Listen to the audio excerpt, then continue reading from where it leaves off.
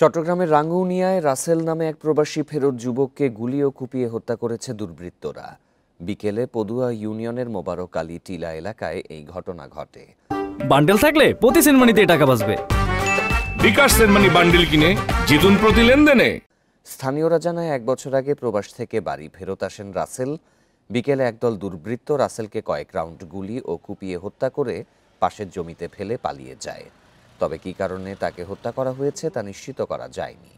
দুর্বৃত্তদের ধরতে অভিযান চলমান জানিয়েছে পুলিশ।